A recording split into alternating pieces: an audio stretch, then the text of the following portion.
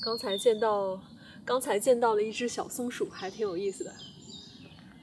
拍到了一些画面，但不是很多。这个森林里的小松鼠还是比较害羞的，红红的松鼠。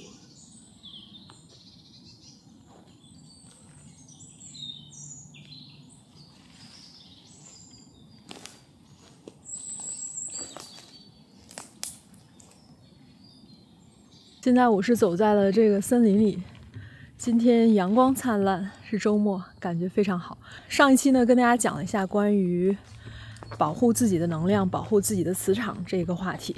这一期呢，其实就是想跟大家具体介绍一下我关于能量保护具体是怎么做的，希望对大家有所帮助吧。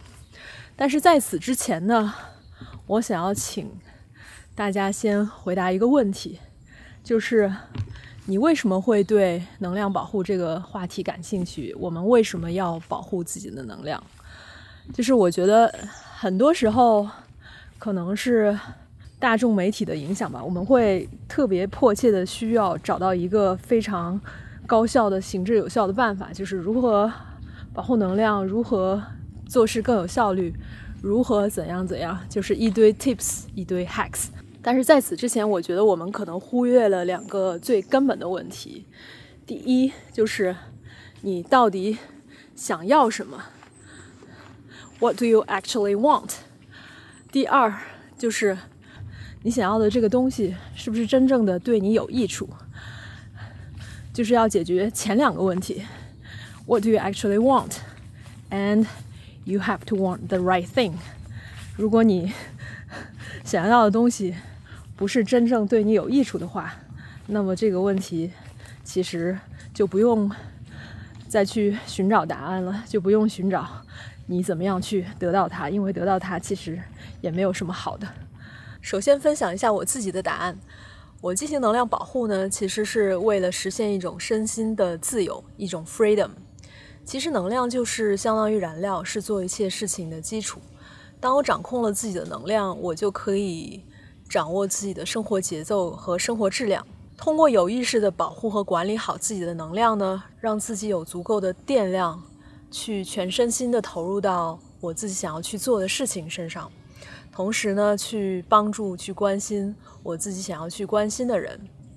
所以能量保护呢，其实从来都不是，它本身其实并不构成一个目的，它是为了实现身心自由的这么一个路径。对我来说，让我更有行动力去过我自己想要去过的生活。所以呢，一切从保护自己的能量开始。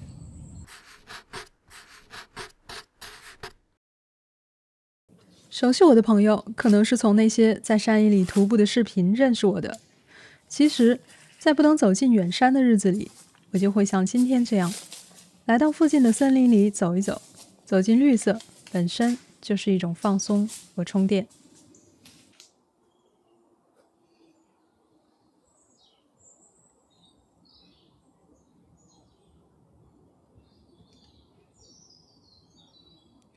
这一期我特别做了收音的优化，所以我想邀请你戴上耳机，来听一听森林的呼吸。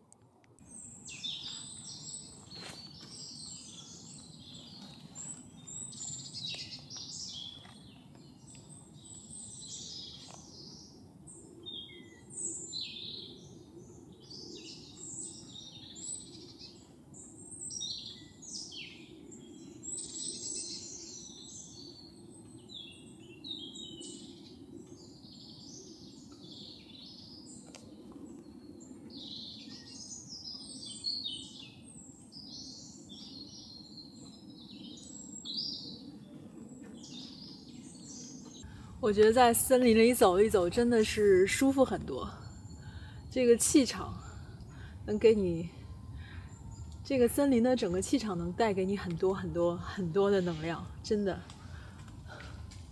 尤其是我刚才触摸的那棵树，因为这个森林我还是蛮经常周末过来的，所以我觉得感觉跟它有一种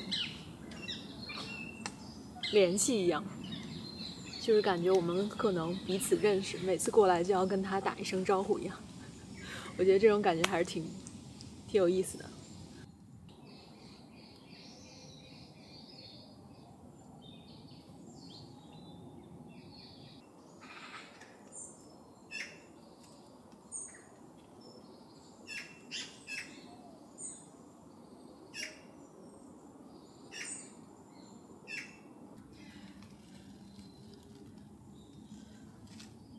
现在大家看到的这个是松树的这个针叶林掉下的叶子。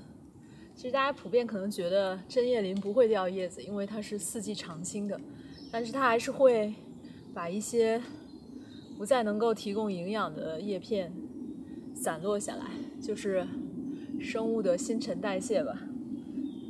然后这些掉下来的这些针叶在这个土地里面其实可以起到一个隔冷层的作用。生物真的是不浪费一点资源。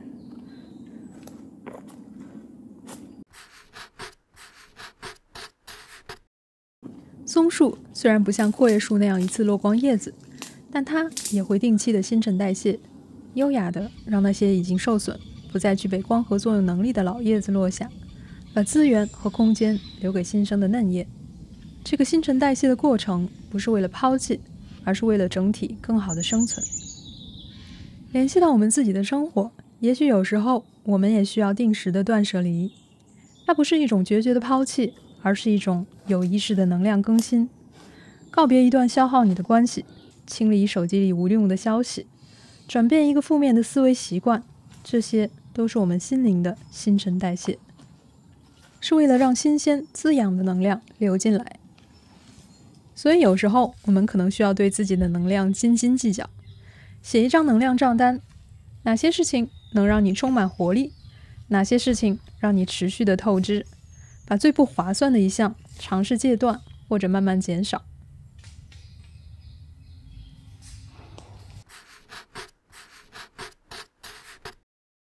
树木在冬天会进入休眠状态，这不是懒惰，而是为了从生长季节中的疲惫中恢复过来。有趣的是，树木会在落叶前聪明地把叶子里可供回收利用的资源打包好，输送回树干和树根存储起来，最后只丢掉干瘪的枯黄树叶。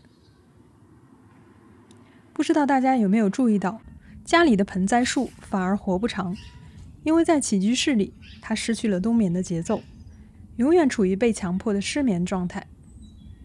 这给我们的最大启示就是，我们无法做到每时每刻精力充沛，我们也需要属于自己的冬眠期。不论是每天睡前的彻底放松，还是定期给自己放个假，都是在把消耗掉的能量收回来。不懂得休息，就是在透支未来的生命。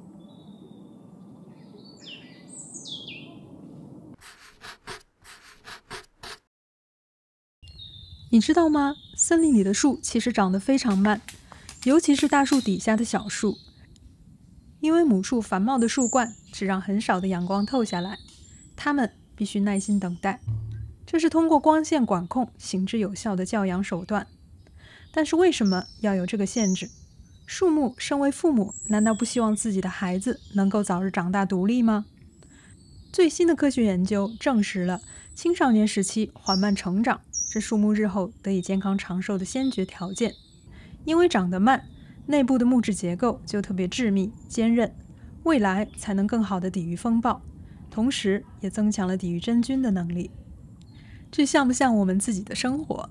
我们总是被催促的快一点，再快一点，被埋怨总是慢一拍，跟不上节奏。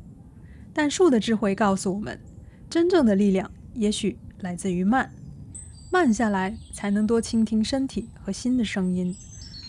这是一种更深层的能量积累，长期主义的能量。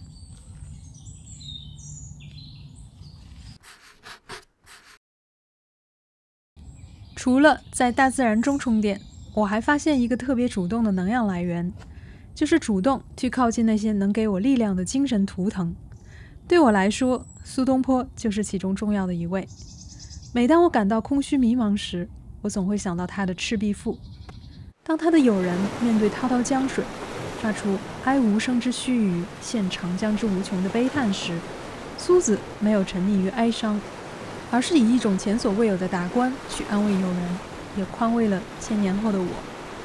惟江上之清风，与山间之明月，耳得之而为声，目遇之而成色，取之无尽，用之不竭，是造物者之无尽藏也，而吾与子之所共适。这让我特别感激自己能够生在一个拥有如此悠久历史的国度。在我们的文化里，早就为后人储备了无穷的能量。森林里的小树之所以能够健康长寿，是因为它受到了周围大树的教育。大树通过庞大的根系网络为它们输送养分，教它们如何成长。这完全不同于城市里孤零零的街头顽童，因为没有前辈的滋养，反而难以存活。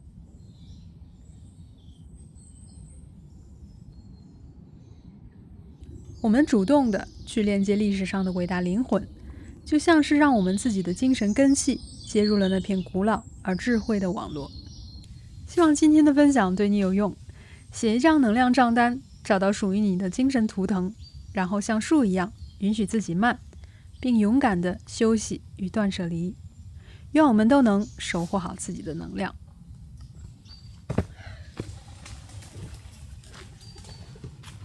还有一个让自己充满能量的方法，当然是最简便的方法，就是吃得好。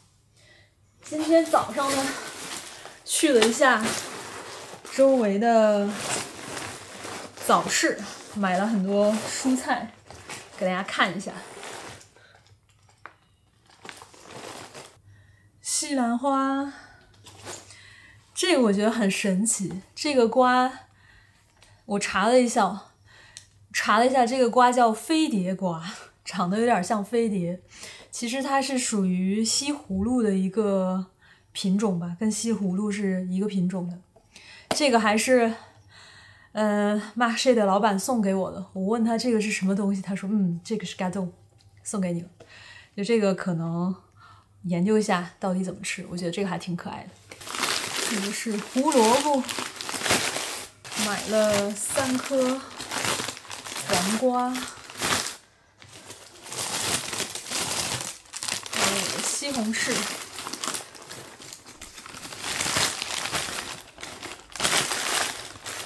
现在是秋天的季节，所以买了很多菌菇。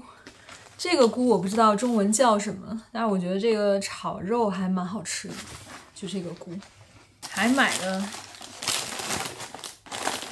另一个菇，这个叫 sap， 其实就是牛肝菌了。这个今天还买了牛肉，我觉得这个周末可以炖牛肉一起吃。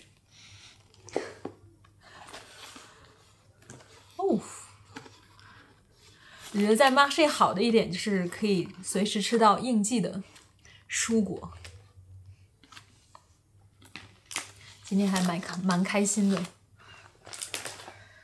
好像还买了什么呢？对，还买了这个是chou de Bruxelles， 就是布鲁塞尔的一个什么蔬菜，这个煮一煮还蛮好吃的。好了，今天大概就分享这么多。我觉得睡眠这个还是非常非常重要的，对于能量来说。